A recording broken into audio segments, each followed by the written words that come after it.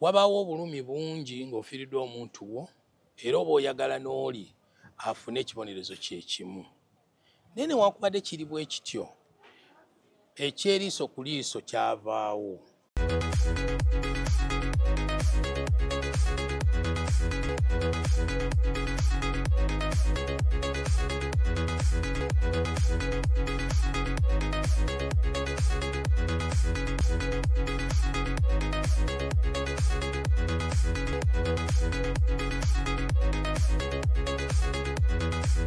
This is Inside Out. Alright, kale nkwaniriza nnyo nnyini ddala ku mukulu gwaffe ogwa SML News Yugi kwe tukuweerereza amawulire ebifa mu ggwanga lyaffe, okusomesebwa, okwejjukanya n'okuyiga. Olwaleero njagalira twongere okuyiga ku bintu abasinga obungi bye tubuusa amaaso. Jjajjange yaŋŋamba nti nga tonnafa teweevuma kkomera. Kitegeeza nti si lwakuba okola bibi, waliwo ababeera mu kkomera nga tebaakola musango gwonna era muzze mubawulira. Oli n'asibwa n'asalirwa nga talina kyamutuukako. Kale olwo njagala twogere ku kibonerezo ky'ola eky'okuwanika abantu kalabba. Omungereza kyayita death penalty. Njagala tukyogereko, oyinza okuza nti tekikukwatako, walibaawo lwekikutuukako. Njagala owulize bulungi ogoberere, wandiika, sharinga, commentinga, yogera naffe. Nga bulijjo nze Simon Muyanga Lutaaya.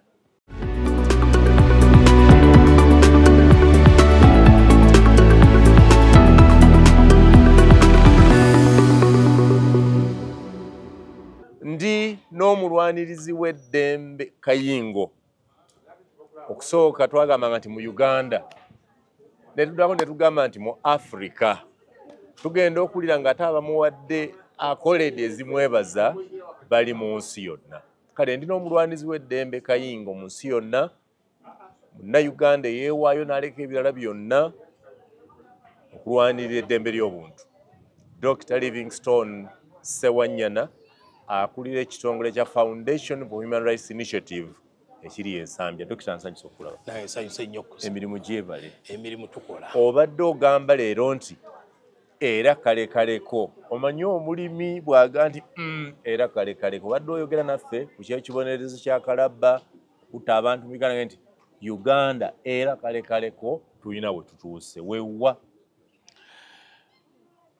Kaweefube ono we twamutandikira emabegako abantu abaali ku kibonerezo ky'okuwanikibwa kalabba baali 418 eruzira. Omwaka guno bali 906 nga mu bo mulimu abaami 94, abakyala bali 2.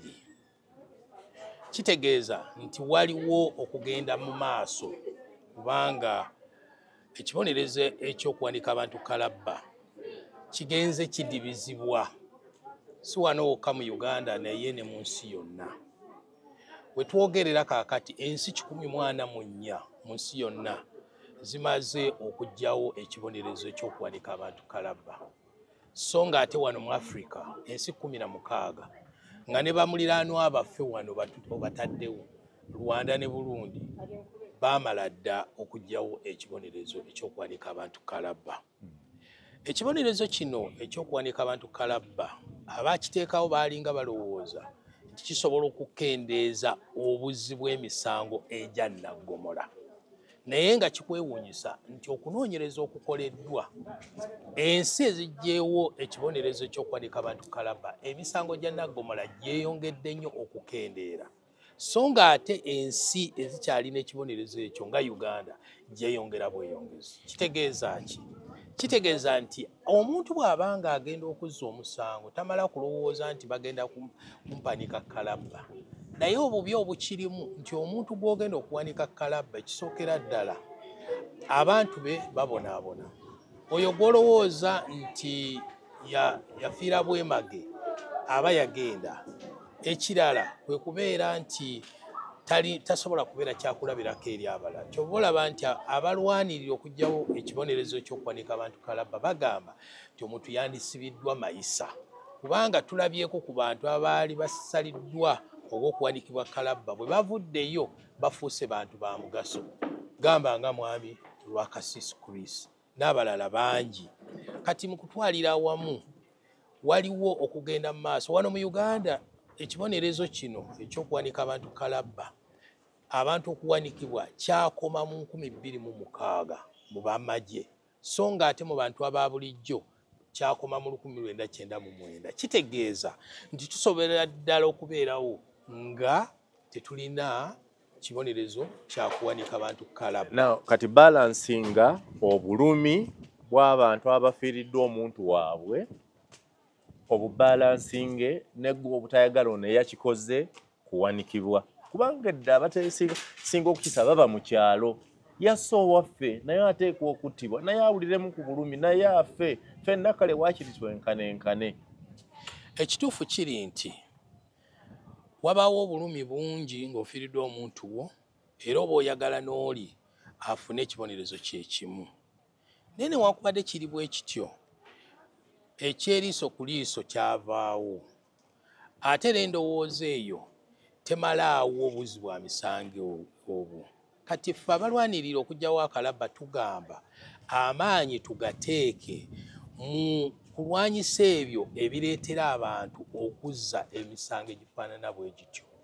Gamba ng'okukwata abakyala, okutemula, okubbisa eryanyi, naye ate waliwo n'emisango gy'olaba ng'okugamba nti okulya mu nsi olukwe, gy'olaba nga tegisaanidde kubeera nti omuntu asobola okuwanikibwa oyagala kujinya bayeekera oba obutiitiizi. Omanyi obutiitiizi bwe bagamba obutiitiizi, eriyo omusango bayita obutiitiizi, omutiitiizi nga muli mu lutalo onaawe owanikibwa kalabba.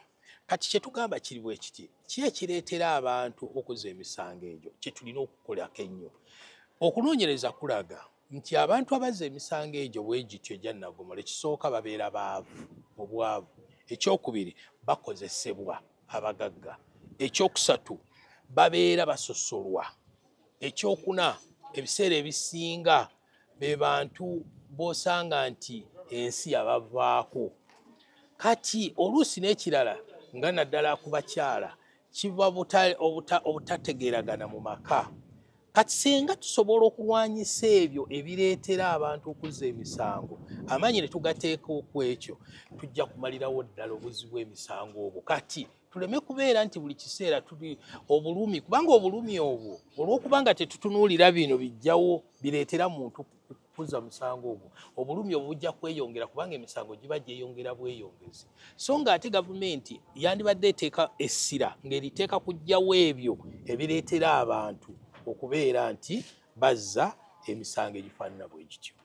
Okay, obadde mu kampeyini eno nga tumaliriza n'ebirabo by'obadde ofuna, ky'obadde ogamba webaza Uganda nti tulina we tutuuse mu mateeka kyekiruwa? Waliwo we tutuuse, kisookera ddala okuva ku musango gwa Susan Kigula.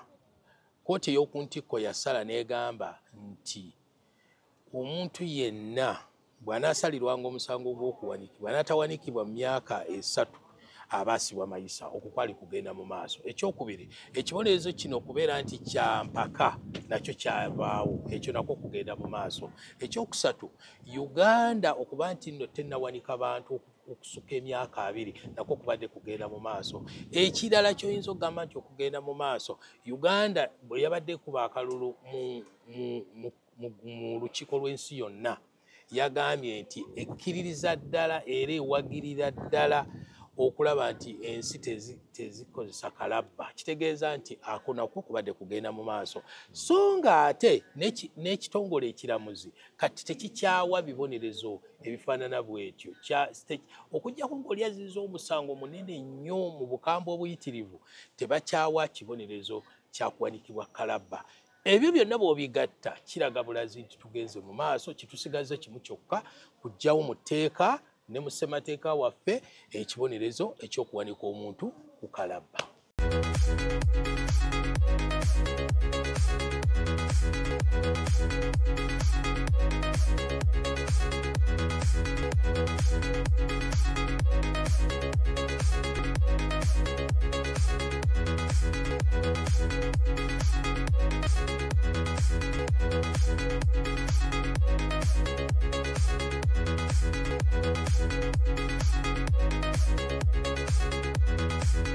This is Inside Out.